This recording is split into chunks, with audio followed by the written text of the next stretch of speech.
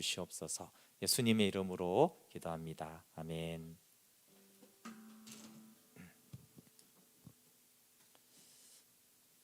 네, 우리 하나님 말씀은 에베소서 4장 15절 16절 두 절만 보도록 하겠습니다.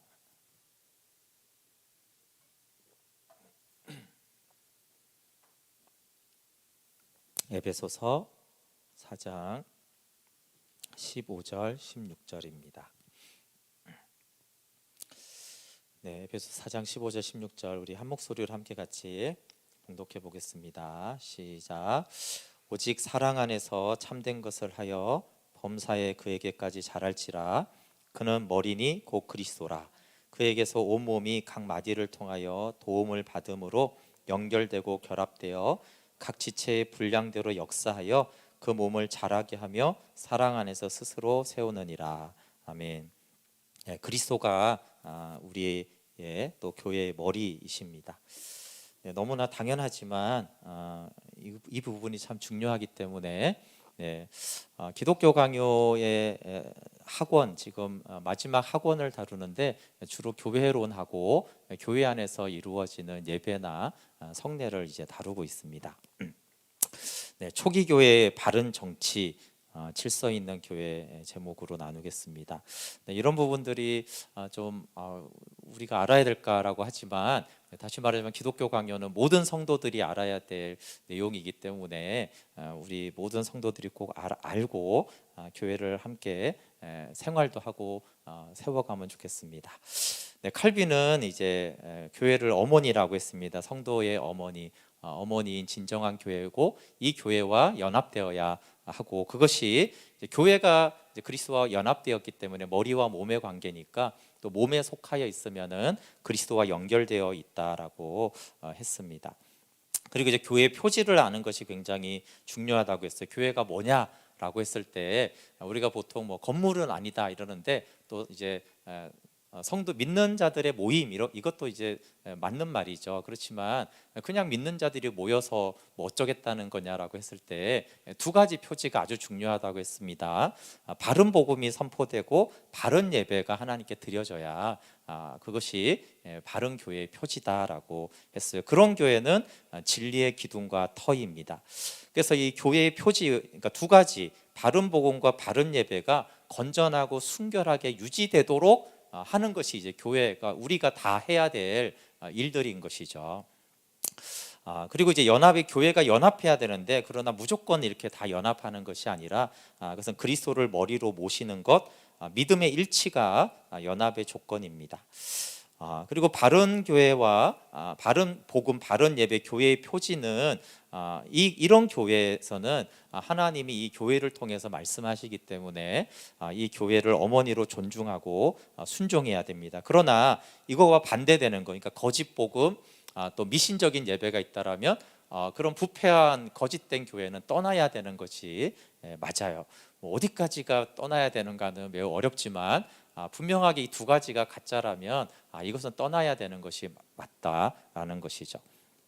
그렇지만 이제 각 성도들의 교회론이 부패했다면 이것도 큰 문제이기 때문에 우리가 어떤 교회론을 가지고 있는지 해야 됩니다. 예를 들어서 지난주에 말한 대로 교회를 정할 때 사람들이 교회를 정하는 것이 교회 표지를 보고 교회를 정해야 되는데, 그게 아니라 이제 자기 주관대로 엉뚱하게 이렇게 하는 일이 많단 말이에요. 그러니까 뭐 예를 들어서 이 교회는 은사가 많아, 뭐 이 교회는 치유가 돼, 이 교회는 재정이 이렇게 돼, 이런 것들이 뭐 필요 없는 건 아니지만 그건 교회의 표지는 아니거든요. 그러니까 교회 표지가 바로 되고, 또 온 성도들이 교회가 바른 표지를 세우도록, 그러니까 목사님이 바른 복음을 전하도록 자꾸 해야 되고, 함께 바른 예배가 이루어지도록 해야 되는, 그래서 이제 교회 표지를 아는 것이 중요합니다.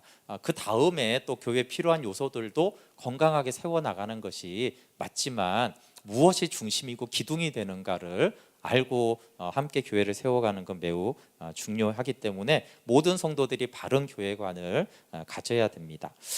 그런데 이제 지난주에 왜 하나님은 사람의 봉사를 필요로 하는가에 대해서 나눴어요.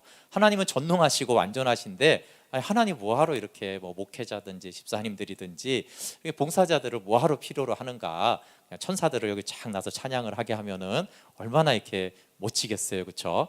그리고 뭐하러 뭐 이렇게 유튜브 이런 거 뭐하러 필요해요? 하나님이 하늘에다가 그냥 이렇게 쫙 이렇게 보여주시면은 될 텐데, 근데 하나님은 사람의 봉사를 필요로 한다에 대해서 나누었는데, 하나님은 사람을 통해서 하나님의 뜻을 선포하십니다. 근데 그 중에 이제 중요한 것들, 하나님이 우리를 테스트하는데 첫 번째는 겸손을 테스트한다고 그랬어요. 네, 목회자가 성도들보다 나아야 된다라는 것도 맞지만 사실은 낫지 않아요. 그냥 성도 중에 한 명인데 하나님이 왜 우리와 같은 사람을 통해서 말씀을 듣고 복종하게 하는가를 통해서 우리의 겸손을 테스트한다고 그랬어요. 그리고 왜 하필 연약한 질그릇에 두었는가? 좀 보배 같은 그릇에다가 두면은 우리가 그 말씀을 듣기가 좋잖아요, 그렇죠? 근데 질그릇에 보배를 두신 것은 그 보배를 얼마나 존귀하게 여기는가를 또 테스트한다고 그랬어요. 그럼 보배가 담기면 그 그릇을 좋아하는 건지 내용물을 좋아하는 건지 헷갈려요. 그렇지 않습니까? 여러분이 저의 뭐 BTS처럼 팬이 되면은 제가 좋아서 말씀을 지키는 건지 복음이 존귀하기 때문에 말씀을 지키는지는 알 수가 없단 말이에요. 근데 질그릇인데 보배가 되는 것은 예수 그리스도잖아요, 그렇죠? 그래서 그 복음의 말씀을 얼마나 존귀하게 여기는지는 오히려 질그릇일수록 그것을 안다고 그랬어요. 그래서 하나님이 직접 하늘에서 이렇게 말씀하지 않고 연약한 사람을 통해서 복음을 전하고 보배이신 그리스도를 증거한다라고 했습니다. 그렇기 때문에 복음 선포의 직책이 가장 중요하죠. 그래서 모든 직분이 중요하지만 교회에서 말씀을 전하는 것, 그것은 교사들을 포함합니다. 아이들에게 말씀을 가르치는 것까지 포함해서 복음을 가르치는 직책은 매우 중요합니다. 그래서 최고의 존경을 받고 가장 훌륭한 일로 인정받아야 합니다. 그렇지만 또 이것들이 이제 오용한 것들이 옛날에 많이 있었어요, 그렇죠? 그러니까 감히 목사한테 어떻게 그러냐, 그런 거에 대해서 존경도 받아야 하지만 직분이 큰 만큼 책임과 심판도 크기 때문에 사실은 더 엄중한 심판이 있는 것도 알아야 됩니다. 근데 중요한 것은 소명을 받은 자가 공적인 직분을 교회에서 맡아야 합니다. 교회에서 봉사하고 하는 것들은 하나님께 소명을 받은 자가 하는 거라고 그랬어요. 그래서 하나님이 마음에 소원함을 주셔서 교회의 덕을 세우려는 그런 내적 소명이 있는 자가 이제 외적인 소명, 그러니까 사람들이 추천하거나 제가 권면하거나 이런 것들을 통해서 이렇게 섬겨야 되는 것이죠. 그리고 교회에서 권위가 주어지거나 발언의 권한이 커져야 되는 것은 소명과 충성됨이 근거가 되어야지 교회가 세워지는 데 도움이 됩니다. 네, 오늘은 초기 교회의 정치를 볼 건데요. 이것은 이제 정치라는 말을 쓰니까 우리가 이제 별로 안 좋게 보지만 뭐 다른 단어가 없어서 그래도 정치가 맞아요. 이 땅의 정치에 대해서 우리가 부정적인 게 너무 많지만 그렇다고 해서 정치가 없어져야 돼, 그렇지는 않습니다. 정치가 이 나라에 있어야지 그나마 유지가 되는 거예요. 그래서 정치를 바르게 해야지 정치를 없애면 이 나라도 안 되고 교회도 이제 안 되는 것이죠. 근데 초기 교회는 성경에 있는 원형에 충실한 정치를 했습니다. 성경과 교대, 초기 교회는 세 부류의 사역자를 말하는데 목사와 교사, 장로 교회에 속해서 말씀을 전하는 것이죠. 그리고 장로가 있었는데 장로들은 도덕적인 문제를 주로 이제 말씀을 가르치는 장로가 있고 도덕적인 교회를 건강하게 화목하게 하는 장로가 있고 집사는 빈민을 돌보고 구제하고 섬기는 일을 했습니다. 그래서 가르치는 직분을 장로라고 불렀고 장로들이 이제 여러 사람이 있잖아요, 그렇죠? 그래서 그 중에 한 사람을 감독이라고 불렀습니다. 감독은 이제 오늘날로 말하면은 이제 뭐 담임 목사, 위임 목사 이런 거고 이제 감리교는 지금도 그래서 감독이 있죠. 근데 이제 감독은 왜 세웠냐 하면은 지위가 같은 사람들 사이가 있으니까 똑같은 지위면은 교회에서 이제 불화하는 문제가 생긴 거예요. 그래서 그 분리를 막기 위해서 이제 감독을 세웠습니다. 그래서 감독에게는 훨씬 많은 명예와 영예와 위엄이 있지만 그것이 동료를 지배한다라는 뜻은 아닙니다. 감독은 어떤 모임의 회의의 의장이 되고 또 결정 사항을 심사하는 일을 장로회에서 수행했어요. 그래서 초기에 제롬이 이제 성경을 이제 번역해서 아주 유명한 사람인데, 이 제롬이 이제 왜 이렇게 감독이 세워졌는가를 이제 설명을 했는데, 그래서 원래는 교회는 이제 장로 협의체로 이제 교회 리더들이 협의해서 하는 것으로 초기에는 운영이 되었어요. 그런데 성경에도 나와 있듯이 고린도교에 바울파, 게바파 이런 파가 생겼잖아요. 그러니까 파가 생겼을 때 이런 불화의 씨를 없애기 위해서 그 위에 더 권위자인 감독을 세워서 그런 파나 불화가 없도록 하도록 세웠다. 그래서 감독이 장로보다 높은 것은 주께서 정하신 것이 아니라 교회 관섭에 의한 것이다. 그러니까 감독이 장로보다 더 높아요. 근데 이것은 주님이 세운 것이 아니고 교회의 전통이 세웠다라는 것을 동시에 알아야 된다는, 그게 무슨 뜻이겠어요? 그러니까 주님이 세우셨으면 이거는 독보적인 이제 권위가 있는 거예요. 근데 교회의 전통이 세웠기 때문에 리더들의, 장로들의 협력을 얻어서 교회를 다스려야 한다라는 거예요. 그러니까 절대적인 권위는 아니라는 거예요. 그러나 교회가 오랫동안 해오면서 이것이 지혜롭다고 생각했기 때문에 감독 제도를 세웠기 때문에 또 이것들은 존중되어야 한다라는 동시성을 가지고 있습니다. 그렇지만 여기서 여러분 최종적인 권위는 어디 있냐면 장로에게, 더구나 감독에게 있지 않고 교회 형제들의 회합에 있어요. 그래서 감독은 다른 사람들보다는 개인적으로는 높은 위엄을 가지지만 동시에 형제들의 회합에 복종해야 합니다. 그러니까 개인적으로는 권위가 높지만 공동체가 어떤 결정을 하면 감독이 거기에 복종을 해야 돼요. 그래서 이제 한 사람의 하나님의 뜻을 나는 받았습니다라는 한 개인 성도가 있고 담임 목사가 있잖아요. 그럼 담임 목사의 결정대로 해야 되는 거예요. 근데 담임 목사가 나는 이런 하나님의 뜻을 받았다라고 하고 교회 공동체가 성도들이 이것이 하나님 뜻이다 하면 뭐가 우선순위예요? 네, 형제들의 회합체가 우선인 거예요. 그래서 교회의 권위를 이제 감독도 따라야 되는 것입니다. 그리고 감독과 장로들의 최우선 직무는 말씀 선포와 성례를 시행하는데 전력을 다해야 되고, 공적으로나 사적으로 이렇게 신방했을 때도 교회의 덕을 세우고 복음을 전하는 것이 가장 중요한 일이죠. 네, 그리고 집사의 직분, 교회의 수입을 적당하게 쓰는 일을 맡았습니다. 재정을 쓰는 일을 맡았어요. 근데 이것들이 어떤 데서는 잘못 전해져 가지고 그러니까 재정은 집사한테 맡겨라, 이렇게 이제 상관하지 말아라, 이렇게 또 배운 사람들이 있는데, 그렇지가 않고 고대 초기 교회 때부터 감독이 결정한 대로 사역자들과 빈민들의 생활비로 지불하는 것입니다. 그러니까 감독의 결정에 따라서 이렇게 수행을 하는 것이죠. 그리고 매년 그 분배 상황을 감독에게 보고했어요. 그래서 교회 재산의 관리인은 감독이었습니다. 감독은 집사에게 재정 집행을 맡겼고 또 이제 예비비 같은 것들을 나눠주는 것들을 지시했습니다.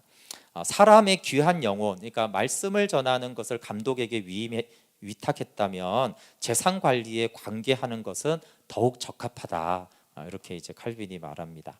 그리고 그의 권위에 의해서 모든 것이 장로들과 집사들을 통해서 빈민들에게 분배되고 두려움과 상당한 주의로 재정은 처리되어야 한다라고 했습니다. 그렇지만 안디옥 회의에서 341년에 장로들과 집사들 모르게 교회 일을 처리한 감독들을 제어했어요. 그러니까 항상 최종 권위는 공동체에 있어요. 그래서 감독이 가장 높은 결정 권한을 가지고 있지만, 그러나 장로님들이나 집사님들 모르게 교회 일을 이렇게 막 처리한 것들은 하지 못하도록 이제 초기 교회가 그렇게 했습니다. 교회 재정의 운영, 저희가 재직회를 할 때 아주 교회 재정을 운영하잖아요. 그래서 교회 재정이 어떻게 사용되고 어떻게 분배되었는지 초기 교회를 저희가 좀 살펴보면, 시대는 많이 변했지만 그 방향성을 알 수 있는데, 초기 교회는 교회가 소유한 토지나 돈은 전부 빈민을 위한 재산이라고 생각했어요. 지금 시대는 좀 다르죠. 이제 물론 또 지금도 너무 가난한 나라들은 이제 그런 경우고, 고대 시대 때는 이 이제 먹는 문제를 해결하지 못했기 때문에, 그래서 하나님 앞에서 최대의 경외와 공경으로 공정하게 빈민들에게, 가난한 자들에게, 가난한 성도들을 구제하고 분배하는 일을 했습니다. 그래서 심지어 교회 기물을 녹여서 굶는 자의 식량을 사고 포로의 몸값을 지불하는 것을 칭찬했어요. 그러니까 교회의 재정과 재산보다 더 중요한 것은 빈민들의 식량을 사고 또 포로된 자를 구제하기 위해서 몸값을 지불하는 것이 옳다라고 했고, 또 교회를 위해서 일하는 사람이 공적인 경비로 생활을 유지한다는 것은 올바른 일이며 또한 하나님의 율법에서도 인정된 일이다. 그래서 사역자들이 먹을 것이 부족하지 않도록 하는 것과 또 빈민들이 무시되지 않도록 분배하는 이 두 가지 일이 재정 집행의 중요한 축을 이루었습니다. 그렇지만 또 사역자들은 검소한 모범을 보여야 하므로 사치하고 방종한 생활을 할 정도로 많이 받지 못하는 규정도 있었어요. 그러니까 이제 오늘날 이제 목회자들이나 직원에 대해서 두 가지가 있는데, 가장 우선적으로 그 사역자들의 생활을 책임져 주는 것이 교회 재정에 중요하다는 거예요. 근데 어떤 데는 또 이걸 안 하는 경우들이 있잖아요, 그렇죠? 근데 두 번째는 또 그렇지만 사역자들은 검소하게 살아야 되기 때문에 사치하거나 방종하도록 하게 하지 못하도록 했어요. 근데 또 그것도 요즘에 어기지잖아요, 그렇죠? 그래서 이제 너무 이제 사역자들의 생활에 무관심한 교회도 있고, 너무나 사치하고 방종하도록까지 막 재정을 많이 주는 것들이, 초기 교회는 그게 두 가지가 다 없었어요. 그래서 검소하지만 생활하는 데 부족함이 없도록 하는 것이 이제 교회 재정 운영에, 그리고 이제 빈민들과 가난하고 소외된 자들에게 구제하는 그런 일들이 중요했습니다. 그래서 이것들은 뭐 법칙은 아니지만 한때는 초기 교회가 교회 재정을 내수로 나누었어요. 그러니까 25%씩 이렇게 한 거예요. 그러니까 목회자들, 빈민들, 교회 건물을 수리하는데, 또는 이제 본 지방이나 타 지방에 불쌍한 사람들, 오늘날로 말하면 선교, 뭐 사회 봉사 이런 걸 할 수 있죠. 그렇게 내수로 크게 고대 시대 때는 좀 사회가 단순했기 때문에 이렇게 내수로 나눠 가지고 재정을 집행하기도 했습니다. 또한 선교와 손님 접대를 감독에게 위임하기도 했는데, 이것은 감독의 개인 수입이 절대 아니고, 이게 이제 우리나라의 목회 활동비의 이제 원래 이유거든요. 그래서 이제 선교하거나 이제 손님이 오면은 이제 섬기게 이렇게 하는 데 있어서 이제 감독에게 위임해서 교회가 사실은 섬기는 그 일들을 하게 했습니다. 직분자를 선택할 때 감독직을 제외한 직분은 성도들이 감독과 장로들에게 일임하는 것이 많이 있었어요. 왜 그랬냐면 오늘날과는 좀 이유가 다른데, 그 이유는 충성된 집사의 행동이 있어야만 장로가 되었기 때문에 그래요. 그래서 초기 교회는 신자들이 보는 데서 수년간 테스트를 받지 않고서는 아무도 직분자가 될 수가 없었어요. 그러니까 삶이나 교회 봉사하는 태도나 충성심이 확인이 돼야지만 직분을 받을 수가 있었고, 두 번째는 그들을 징계하는 교회법이 많았으므로 나쁜 장로나 집사가 세워지지 않았다고 그래요. 이 말이 저는 놀라운데 그러니까 오늘날은 이렇게 징계하면 거의 바로 교회를 떠나잖아요. 옛날에는 징계하는 법이 너무 많았대요. 뭐 잘못하면은 징계, 치리 이렇게 해가지고 나쁜 집사나 나쁜 장로가 세워지지 않았기 때문에 보통은 감독님이 세우세요 이렇게 해도 이제 나쁜 직분자가 세워지는 일이 없었다는 거예요. 오늘날에 이게 너무 지켜지지 않아서 너무 안타까운 일인데, 감독은 바울의 지시대로 성도들의 찬성이 있어야 했습니다. 교회의 지도자들이 선택하고 성도들이 원한 사람을 택하게 할 수도 있고, 반대로 성도들이 소원한 것을 들은 다음에 지도자들이 선택하는 경우도 있습니다. 어쨌든 성도들이 감독을 선택하는데 직접적으로 참여하고 결정 권한을 가지고 있었다라는 거예요. 그리고 사역은 선거가 있은 후에 임직시키는 적절한 의식을 거쳐서 세웠습니다. 여기까지 들었을 때는 그렇구나. 교회 생활하면서 알아서 다행이다 이런 사람도 있고, 저런 것까지 뭐하러 알아야 되나 이런 사람도 있을 수 있는데요. 교황제도를 이제 저희가 들어보면은 왜 이 초기 교회에 우리가 이 원칙, 성경적인 정치가 중요했는지를 알 수 있어요. 카톨릭의 변질은 사실 이 금방 설명한 이 초기 교회의 정치 형태를 완전히 뒤엎었어요. 그게 이제 변질과 타락으로 가는 거였기 때문에 이 교회 정치가 타락하게 되어지면 나중에 교리도 타락하게 돼요. 그래서 이 부분을 우리가 알고 성경적인 정치 형태가 교회에 존속하게 하는 것이 중요한 것을 알 수 있어요. 전제적인 교황 제도가 초기 교회 정치의 형태를 완전히 전복시켰습니다. 그래서 교황 제도가 어떻게 교회 제도를 망쳤는지 그것을 알면 바른 교회 정치가 그래서 중요하구나, 이런 것들을 우리가 더 잘 알 수가 있는데, 교황 제도가 되면서 아까 말한 평신도의 투표가 없이 무자격자를 감독으로 임명했어요. 그러니까 이제 설교할 줄을 모르는 사람, 감독과 장로의 가장 중요한 건 뭐라고요? 복음 선포라고 했잖아요. 근데 복음을 전하지도 못하고 설교도 못하는 사람들을 이제 교황이 막 세우기를 시작한 거예요. 그래서 방탕하고 무지한 사람들, 심지어는 뭐 10세 이상 미만의 소년들도 이렇게 감독으로 세우는 그런 일들이 있었죠. 그리고 이제 아까 왜 성도들이 감독을 뽑는데 참여하는 것이 중요하냐 하면은 주교 선교의 권리를 신자의 공동체에서 교황이 박탈했거든요.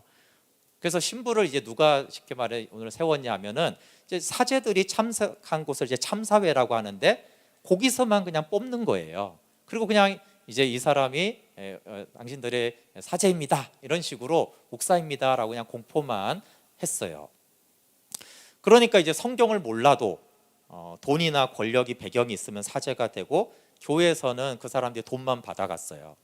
그러니까 더 이상 감독의 직무를 수행하지 않는 그런 일들이 일어난 것이죠. 그리고 감독은 검소와 절제와 겸손의 모범인데 건물과 의복과 고용인과 연애를 막 자랑하는 그런 주교들이 나타났습니다.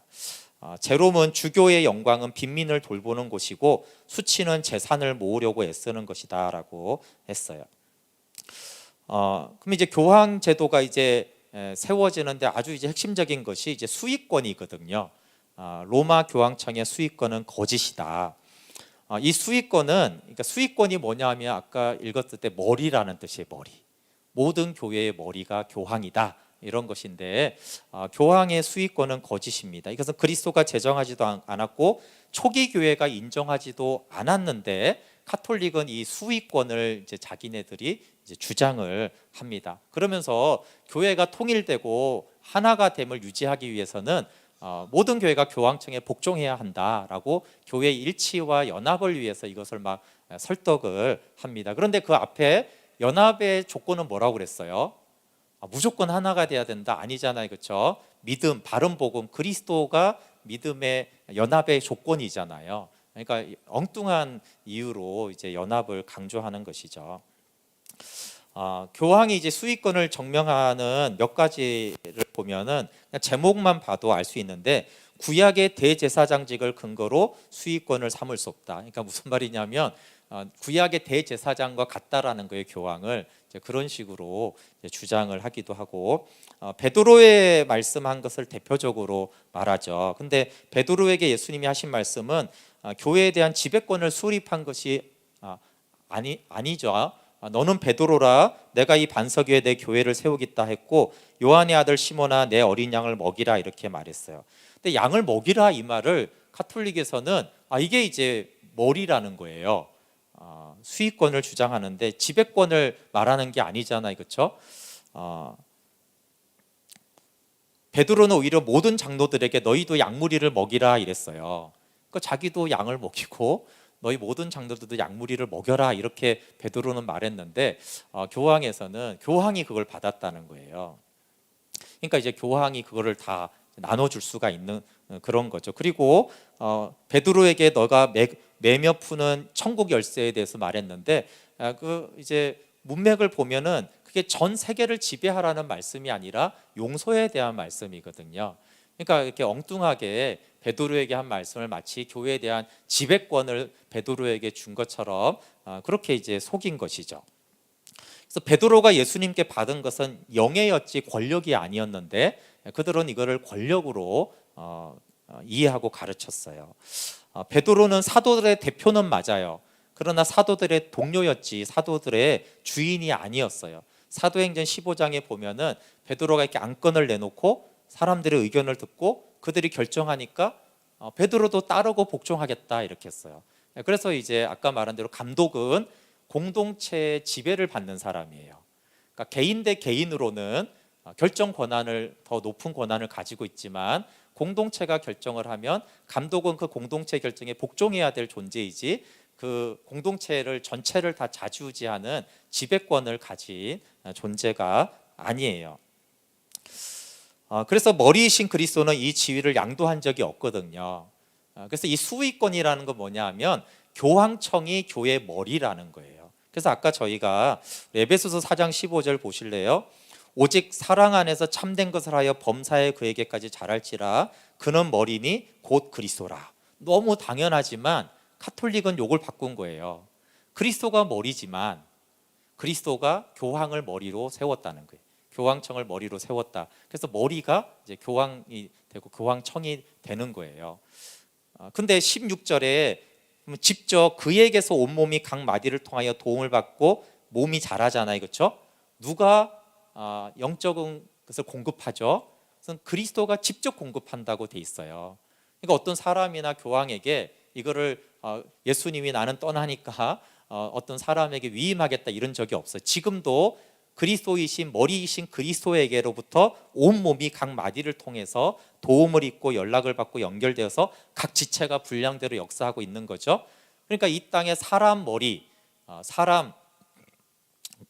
사람의 어떤 머리 역할은 필요하지가 않습니다. 직접 각 지체에게 주님이 힘을 공급하시죠. 그래서 베드로가 로마 감독이 또 아니지만 감독이라고 만약에 하더라도 로마가 영구적인 수익권을 가질 수는 없습니다. 초대 교회는 교회의 연합을 위해서 보편적인 감독을 필요로 하지 않았어요. 그럼 이제 로마 교황청이 어떤 식으로 이제 지금과 같은 교황 제도로서 지금 카톨릭은 교황청이 이제 머리 역할을 하는 이런 일사불란한 조직 구조를 가지게 되었는지 또 그렇게 해서 교회의 자유를 압박하게 되었냐면 초기 교회에 로마 교구가 로마 교회가 있었잖아요, 그렇죠? 그 교회는 지위가 높지 않았어요. 기독교가 공인된 이후에도 로마 교회는 다른 지역에 있는 감독들이 그러니까 도시마다 있었거든요.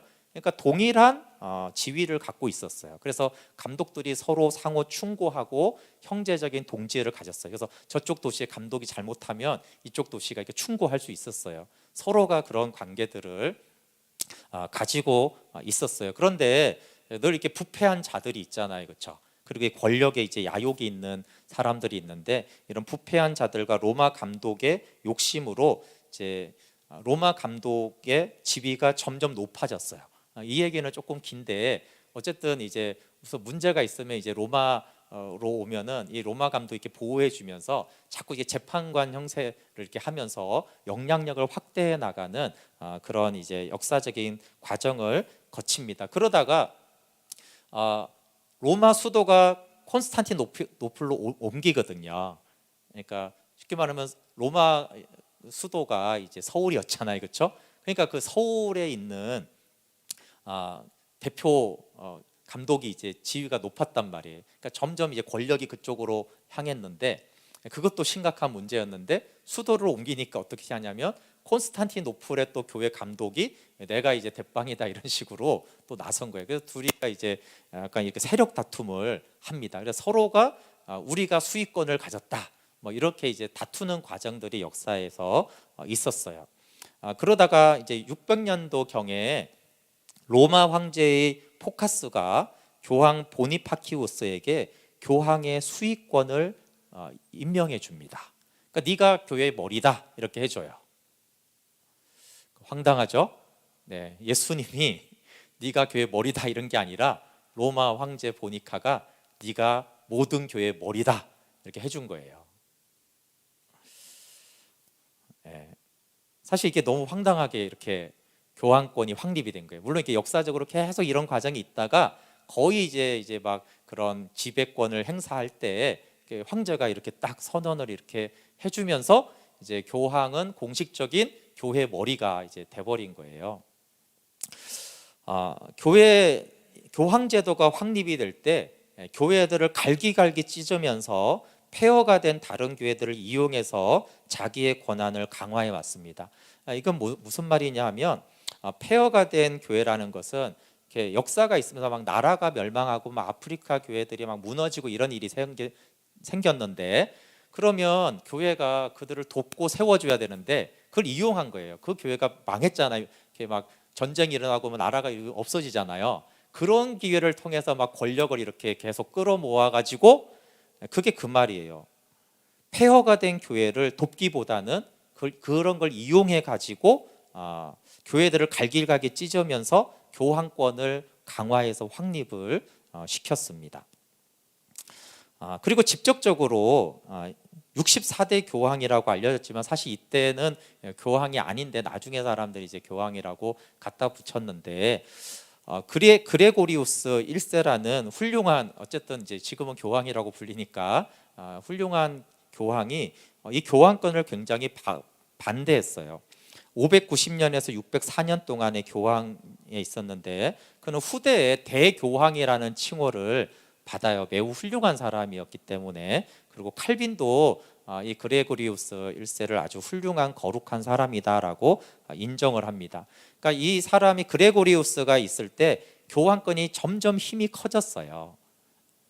아까 말한 대로 로마 제국이 이렇게 나누어지고 아프리카의 재난 등 이런 것들이 있으면서 이제 이 로마에 있는 교회 권한이 점점 이제 커지기 시작한 거예요. 그러나 이 그레고리우스 1세는 굉장히 영적인 사람이었기 때문에 정말 인격적으로 훌륭한 사람이어서 그는 이렇게 자기가 교황 자리에 있는데도 교황권이 확대되는 것을 굉장히 반대했던 사람이에요. 그는 보편적, 이게 교황이 따르게 말하면 보편적 감독이에요. 그러니까 아까 이제 일반적으로 교회마다 지역마다 감독이 있잖아요. 근데 교황은 보편적 감독인데 무슨 말이에요?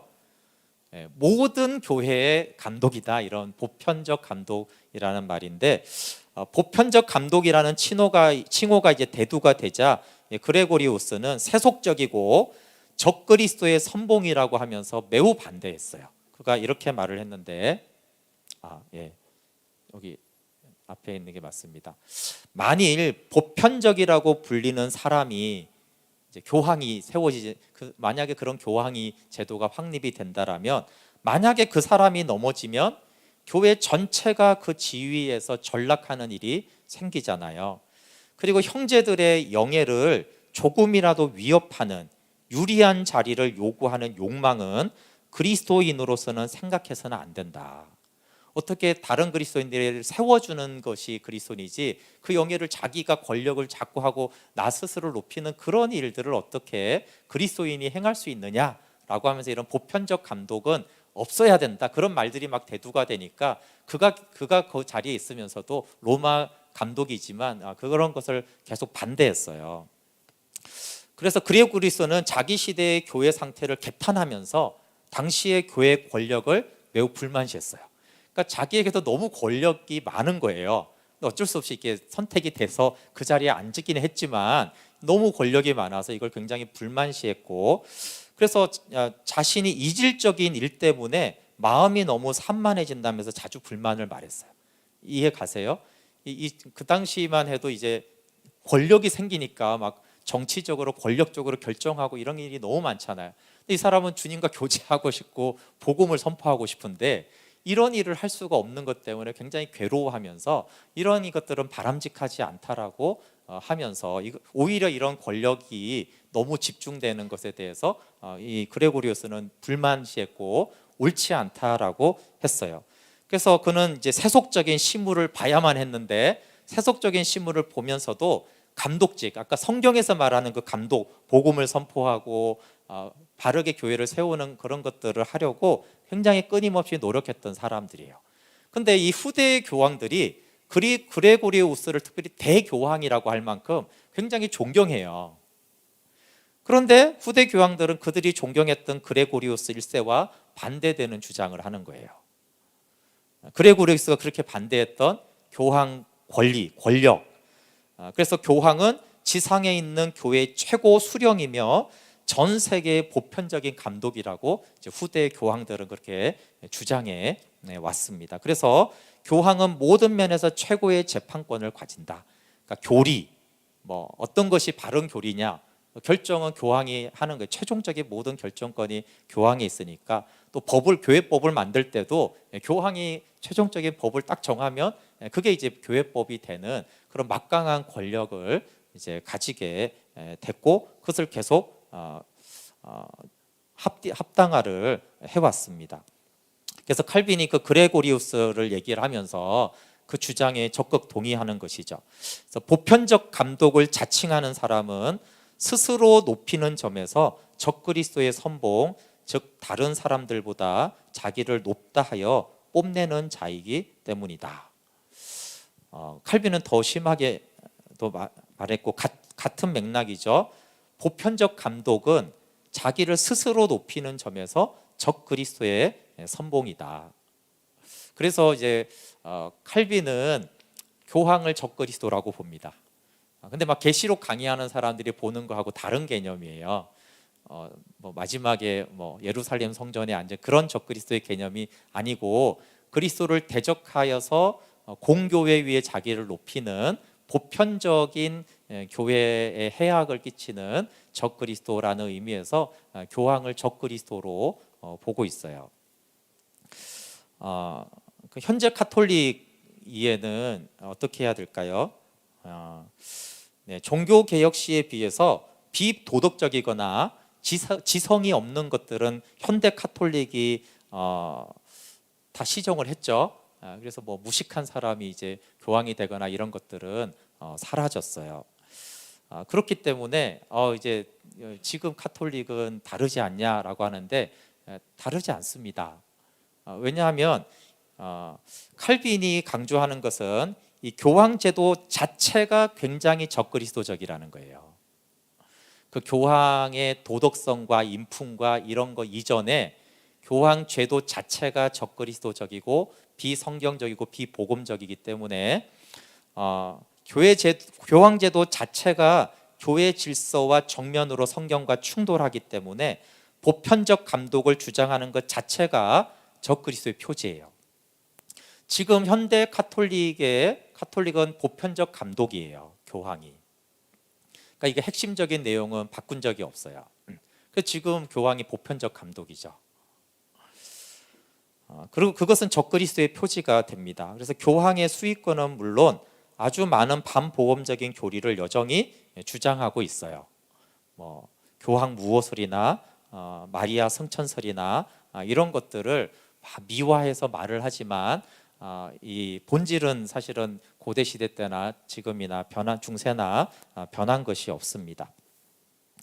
그렇기 때문에 카톨릭이 본인들이 변질된 것을 인정하고 중세의 암흑기와 단절하고 그에 합당한 종교개혁을 하지 않으며 그러니까 보편적 감독이 아니다, 그때 결정들은 다 잘못된 것이다, 그렇게 하지 않는 이상 현대 카톨릭도 적그리스도적이고 비복음적이기 때문에 반대하고 떠나야 합니다.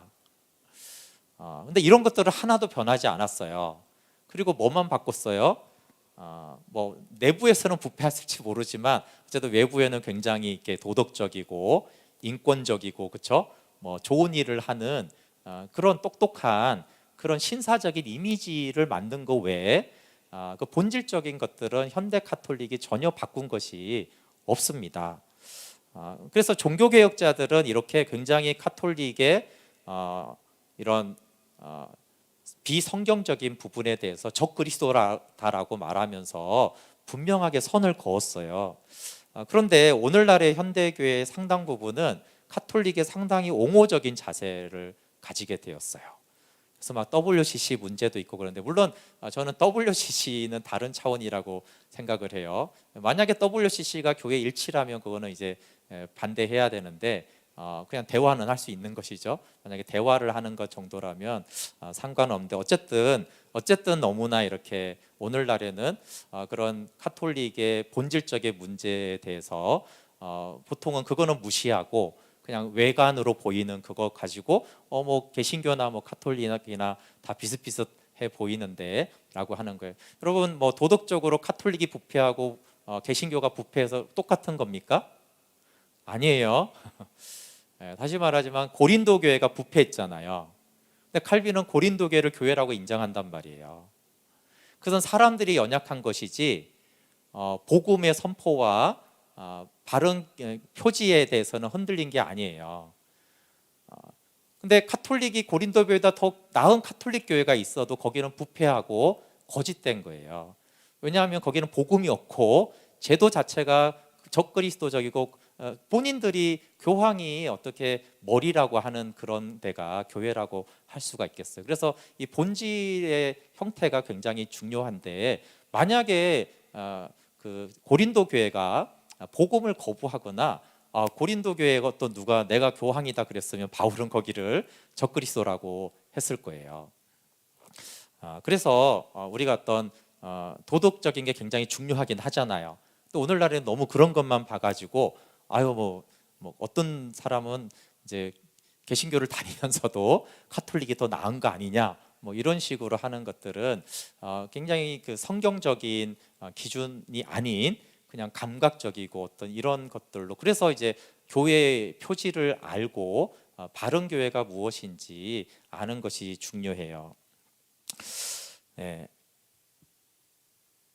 그리고 이 카톨릭 역사를 정통 교회사로 보는 목사님들도 되게 많고 교수님들도 많아요. 그래서 그것도 참 문제예요. 전혀 종교개혁자들이 인정하지 않은 그거를 정통 교회사로 이렇게 본단 말이에요. 네, 그럼 우리가 왜 카톨릭을 연구하려고 아는 건 아니고, 물론 카톨릭을 아는 것도 이제 상식적으로 좀 필요한데, 우리가 카톨릭을 통해서 배워야 될 게 있어요. 카톨릭 교회를 칼빈이 태생 자체가 적그리스도라고 말하는 게 아니에요. 초기 로마 교회는 매우 훌륭한 교회였고 거기에 감독들은 존경받는 그런 믿음의 사람이고 거기는 정말 이렇게 존경할 만한 좋은 교회였다고 인정을 해주는 거예요. 그러면 태생 자체가 적그리스도가 아니고 이게 시대를 가면서 점점 변질이 돼가지고 어느 시점을 넘으면서 적그리스도적인 이제 그런 하나님 나라를 반대하는 그런 교회가 돼버렸다라는 것이 이제 칼빈이, 제가 이제 줄였지만 쭉 그런 이제 역사를 쭉 하면서 한단 말이에요. 그러면 이게 우리에게 주는 교훈은 굉장히 큰 거예요. 개신교가, 기독교가 태생 자체가 적그리스도가 아니어도 아주 건강하게 존경받기 시작을 했어도 시대를 가면서 얼마든지 변질돼서 적그리스도적으로도 우리도 될 수 있다라는 거예요. 한 개인도 그렇고 교회도 그럴 수 있다라는 거예요. 그래서 성경적인 정치, 지금 이 교황 제도는 뭐예요? 감독 제도의 변질이에요. 그래서 아까 앞에서 왜 목사와 장로와 집사와 또 선출은 어떻게 해야 되고 이런 것들을 한 이유가 뭐냐 하면 교황 제도가 바로 그것들을 뒤집으면서 나중에는 적그리스도적으로 여기 말고 더 변질되는 일이 일어난 거예요. 그러니까 그런 거는 그냥 아무렇게나 해도 돼, 그렇지 않은 거예요. 그게 아무렇게나 되면은 교회가 완전히 변질되고 적그리스도적인 교회가 되기 때문에, 그래서 어떻게 감독은 선출돼야 되고 감독의 역할은 어떤 것을 해야 되고 어떤 권한이 있고 또 어떤 것들은 권한이 제어야 되고 또 집사는 어떤 역할을 감당을 해줘야 되고, 이런 것들이 바른 정치가 굉장히 중요해요. 바른 정치가 완전히 이제 뒤엎어진 것이 교황 제도이기 때문에 그래요. 그래서 한국 교회도 변질되어져 가면 안 되죠.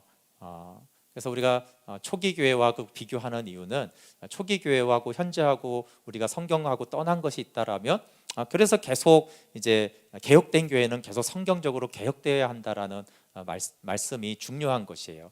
그렇지 않으면 우리가 뭐 종교 개혁으로 다시 복음으로 시작이 되었다고 하더라도 똑같은 사람인데 얼마든지 부패하고 변질될 수 있고, 그것은 개교회적으로도 마찬가지예요. 그래서 왜 복음적인 직분자를 세워야 되고 하나님 앞에 충성되고 계속 우리가 성경을 기준으로 해서 우리 교회가 또 성도들의 신앙생활이 어떻게 되어져 가는지에 대해서 계속 비추어져서, 비록 우리의 연약함 때문에 그렇게 못하는 것들은 있을 수 있지만 제도적으로 그렇게 이제 성경을 제도적으로는 성경을 기준으로 그게 세워져야 된다라는 것인데, 그러니까 교린도 교회는 연약했다고 했잖아요. 근데 교황 제도는 제도를 성경하고 반대로 바꾼 거예요.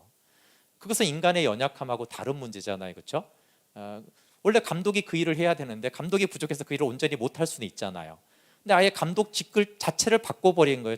감독이 하는 일 자체를 바꿔버리거나 감독을 세우는 기준 자체를 바꿔버린 이런 제도와 기준 자체를 이제 카톨릭이 변질시킨 것들은 전혀 다른 문제인 것이에요.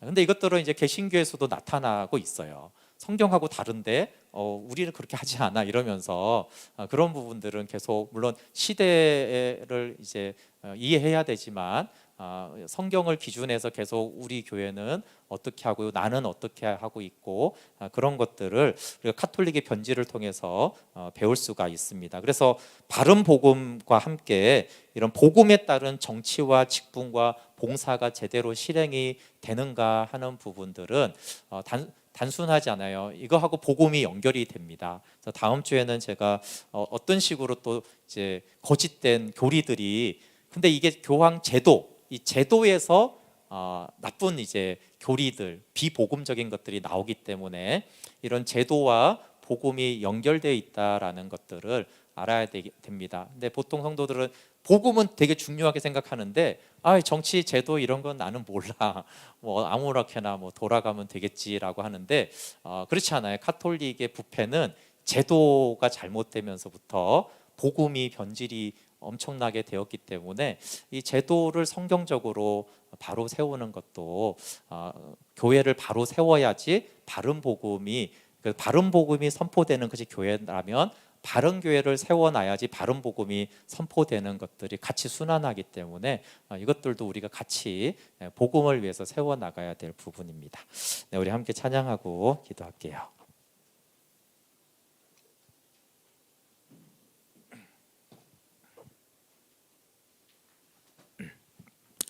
네, 우리